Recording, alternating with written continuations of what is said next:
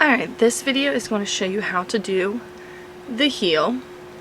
It's a decreased row heel for a sock, and this one I'm doing on the 29 peg slipper sock loom. It's also the Preemie hat loom by Cindy Wood Crafts. You can find it on premiumnailooms.com. Link is in the description below.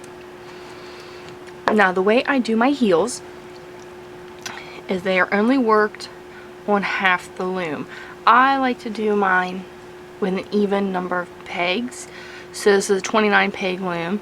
So we've got 1, 2, 3, 4, 5, 6, 7, 8, 9, 10, 11, 12, 13, 14 pegs that we're working the heel on.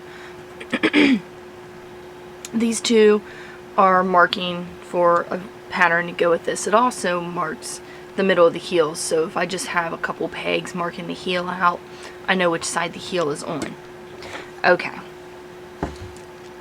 To do your heel, you're going to E-wrap peg 1 through 14, and then 14 back to 1. You're going to do 4 rows. 4 rows.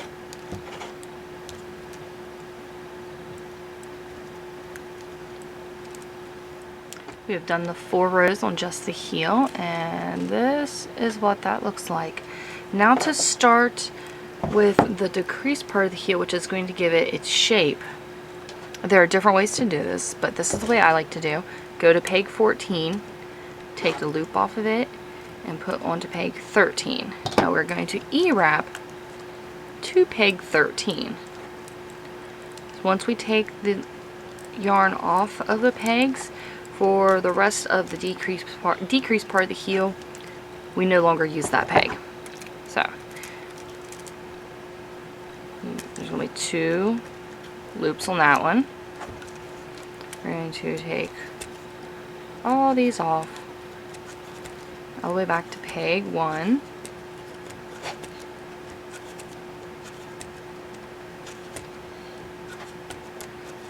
Now we're going to take the yarn from peg 1, put onto peg 2. Push all that down, E-wrap back to peg 2.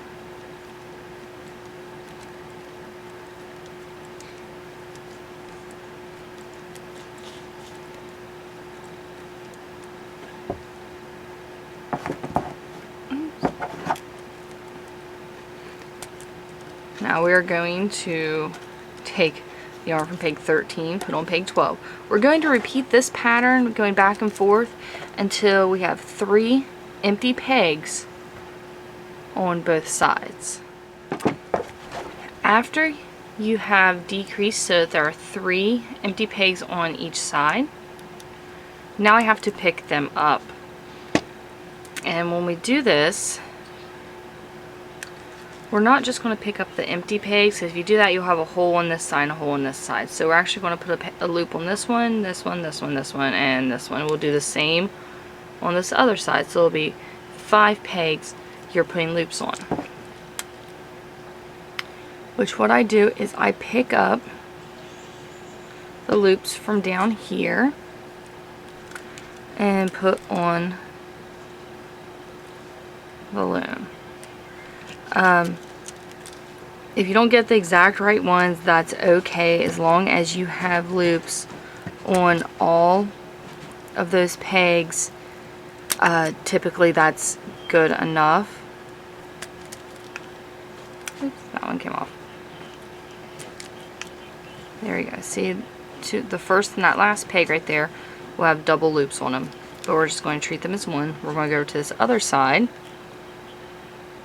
and do the same thing, which in the PDF has a picture with little arrows pointing to which ones you pick up if you still need some help with that.